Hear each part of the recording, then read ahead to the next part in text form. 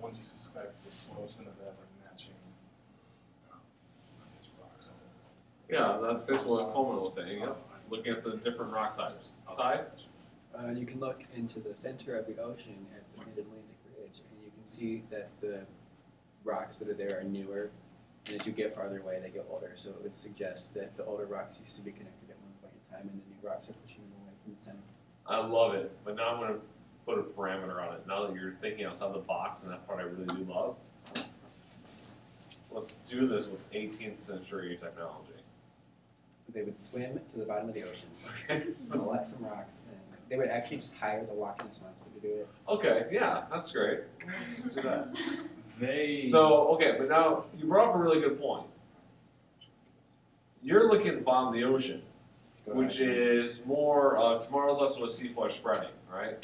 And when we think about basically, and I'll kind of give you guys a little preview here to the rest of today's lesson. There's this guy named Alfred Wegener, and he is German. Remember we said Germany was like the center of geology for a very long time. And in German, the W is pronounced as a V, so it's Alfred Wegener. And basically, his idea is continental drift. And he collected a lot of different pieces of evidence. But the one thing, when you think about his time frame, the mid-1700s, can't really get to the bottom of the ocean. We don't realize what the bottom of the ocean looks like until the late 40s and 50s. So you're talking well over 200 years between his theory of continental drift and then forward. And actually, I'm going to take that back. Alfred Wegener was the early 1900s. Okay, so think about that technology that we had. Very limited technology. Okay. So what are some other evidence that we can collect that might not be from the bottom of the ocean because we can't really get there to get that information? Not yet, anyway. You can go to Iceland and go to Vegas, and you can see that it's spreading apart. Well, I can see that Iceland's spreading apart. That I can see. I don't know about the rest of the ocean. Well, it's obviously connected. It's obvious to us today. Well, did they think that land wasn't connected to the bottom of the ocean? Yes. I thought it just floated. Yeah.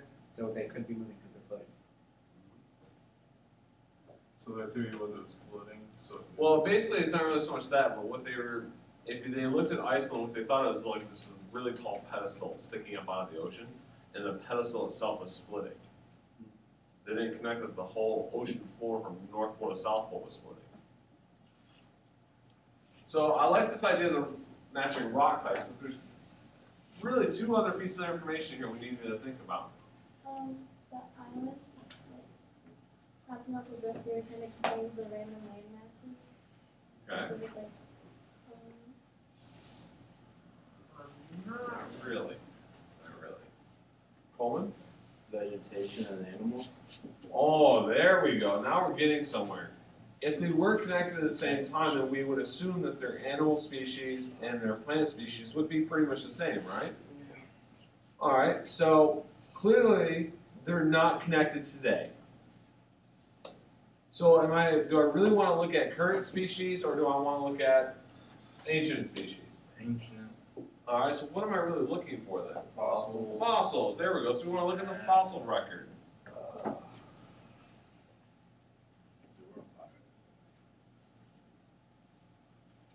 And not only that, but we have one more we're talking about here, and that is glacial deposits or ancient climates, evidence of ancient climates.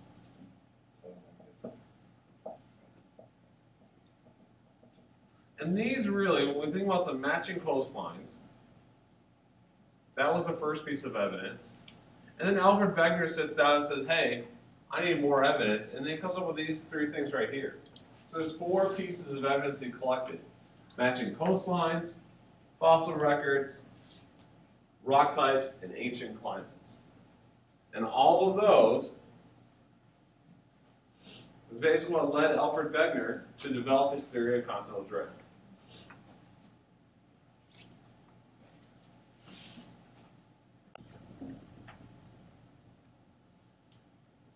All right, so we're going to pick up right where we left off here. And remember, we already talked about the early observations. And it's probably obvious that the coastlines matched up. And that's, again, because of the work of cartographers. And there's really, this idea isn't really brand new. You know, we don't really think of it until Alfred Wegener comes around in the 1900s, but it's really a very simple idea. And the idea that they fit together was really first proposed back in 1500 by Abraham Artelius. Anyone want to guess the nationality of Artelius? France, Italy. Italy? Not Italy, Rome. Rome is in What is it? not French. Greek?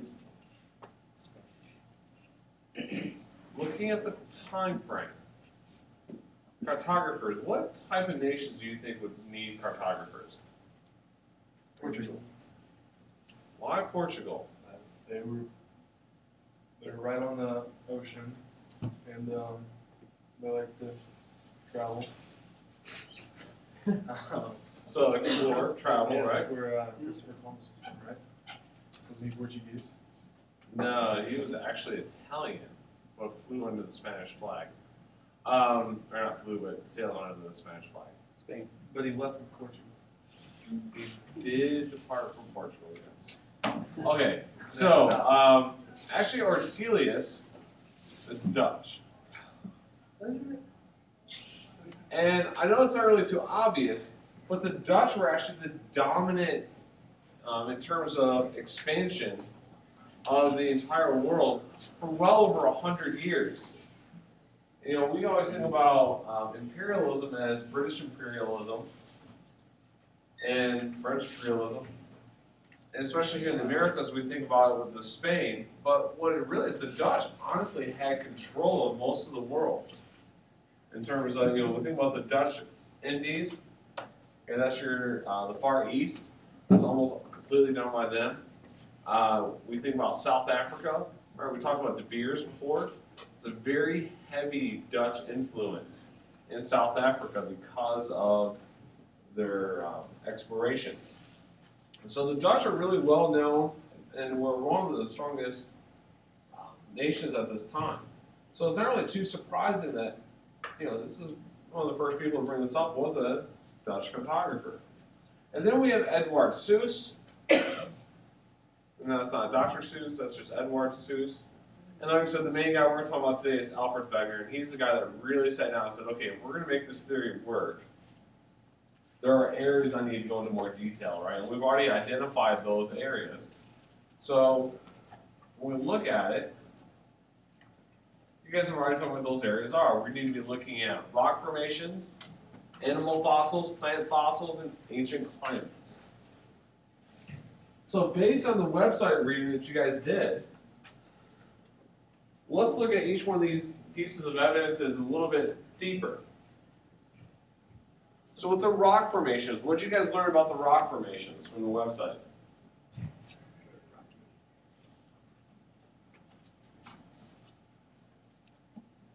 What rocks did he look at?